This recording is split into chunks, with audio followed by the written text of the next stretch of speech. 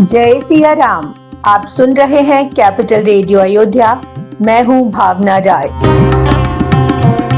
और मैं हूं वात्सल्य राय। सभी सुनने वालों को जय सिया राम। कैपिटल रेडियो अयोध्या में आप लगातार सुन रहे हैं रामायण की कहानियां। रामायण का अर्थ है राम का अयन, यानी भगवान श्री राम की यात्रा।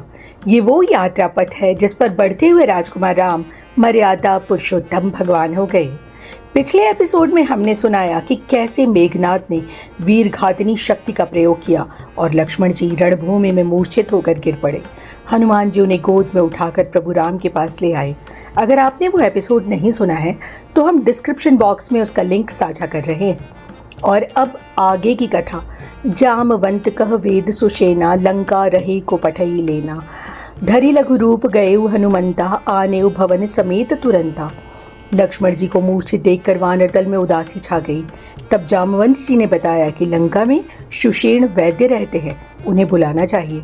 लेकिन समस्या ये थी कि शत्रु के राज्य में जाकर उन्हें लाएगा कौन। हनुमान जी ने अपना आकार घटा लिया, वो बहुत छोटे हो गए और लंका पहुंच गए। हनुमान जी ने सुषेण वैद्य को उनके घर समेत उठा लिया ताकि किसी को कानो कान खबर भी ना हो। राम पादार विंद सिर नायउ आई सुषेण, कहा नाम गिरी औषधि जाऊ पवन सुतलेन। सुषेण वैद्य ने भगवान राम के चरणों में सिर झुकाया और लक्ष्मण जी की नाड़ी की जांच की। उन्होंने बताया कि हिमालय के पास एक विशेष पर्वत है जिस पर संजीवनी बूटी मिलती है। यदि सूर्योदय से पहले वो औषधि मिल जाए तो लक्ष्मण जी के प्राण बच सकते हैं। जाम्बवंत के कहने पर हनुमान जी ने जाने की तैयारी कर ली। राम चरण सरसिज उर राखी, चला प्रभंजन सुतबल भाषी। भगवान राम के चरणों को हृदय में धारण कर हनुमान जी आकाश मार्ग से चल दिए। उधर रावण के गुप्तचरों ने उसे खबर दी कि सुषेण वैद्य को उठा लिया गया है और हनुमान जी औषधि लेने गए हैं। घबराए रावण ने कालनेमी नाम के राक्षस की मदद ली। 10 मुख कहा मरम तेहि सुना, पुनि पुनि काल नेम सिर धुना। देखत तुम्हें नगर जहि जारा, तासु पंथ को रोकन पारा। रावण ने कालनेमी को आदेश दिया कि वह हनुमान जी का रास्ता रोक ले। कालनेमी ने अपना सर पीट लिया और बोला, हे रावण, जिन्होंने तुम्हारे देखते देखते तुम्हारी लंका को जला दिया, उसका रास्ता भला कौन रोक सकता है। भजी रघुपति कर हित आपना, छाड़हु नाथ मृषा जल्पना। कालनेमी ने रावण को समझाया कि इस झूठ और बैर को त्याग कर भगवान राम की शरण में चले जाओ। लेकिन जब रावण क्रोधित होकर उसे मारने दौड़ा तो कालनेमी ने सोचा, इस दुष्ट के हाथों मरने से अच्छा है कि रामदूत हनुमान जी के हाथों में ही प्राण त्यागूं। हनुमान जी जिस रास्ते जा रहे थे, कालनेमी ने माया से वहाँ एक सुंदर तालाब, मंदिर और बगीचा बना दिया। हनुमान जी को लगा कि वो कोई सिद्ध मुनि का आश्रम है। थकावट दूर करने के लिए वो नीचे उतरे। राक्षस कपट वेश तह सोहा, मायापति दूतहि चह मोहा। वो राक्षस मुनि का भेष बनाकर बैठा था और राम नाम की माला जप रहा था। हनुमान जी को लगा ये कोई ज्ञानी महात्मा है।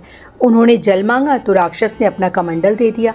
हनुमान जी ने कहा, इतने कम जल से तो प्यास बुझेगी नहीं। तब उसने पास के तालाब में स्नान करने को कहा।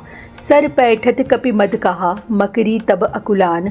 मारी सोधर दिव्य तनु, चली गगन चढ़ी जान। जैसे ही हनुमान जी ने तालाब में प्रवेश किया, एक विशाल मकड़ी ने उनका पैर पकड़ लिया। हनुमान जी ने उसे एक ही प्रहार में मार दिया। उसने दिव्य शरीर धारण किया और बताया कि वो एक शापित अप्सरा थी। मुनि न होई यह निश्चर घोरा, मानहु सत्य वचन कपि मोरा। उसने हनुमान जी को बताया कि जिसे आप मुनि समझ रहे हैं वो असल में एक भयानक राक्षस है। इतना कहकर वो आकाश की ओर चली गई। हनुमान जी वापस उस ढोंगी मुनि के पास पहुंचे। मुनि बना कालनेमी बोला, आओ वत्स, मैं तुम्हें मंत्र और दीक्षा देता हूँ। हनुमान जी मुस्कुराए और बोले, हे मुनि, पहले गुरु दक्षिणा तो ले लीजिए। सिर लंगूर लपेटी पछारा, निज तनु प्रगटे से मरती बारा। राम राम कही छाड़े से पराना, सुनि मन हर्ष चले हनुमाना। हनुमान जी ने अपनी पूंछ में लपेट कर उसे जमीन पे दे मारा। कालनेमी ने मरते वक्त राक्षसी रूप में आ गया। भगवान राम का नाम लेते हुए उसने प्राण त्यागे। हनुमान जी प्रसन्न होकर आगे बढ़े और द्रोणगिरी पर्वत पर पहुंचे। देखा सैल न औषध चीना, सहसा कपि उपार गिरलीना। उस पर्वत पर बहुत सारी जड़ी बूटियां चमक रही थी। हनुमान जी संजीवनी को पहचान नहीं पाए।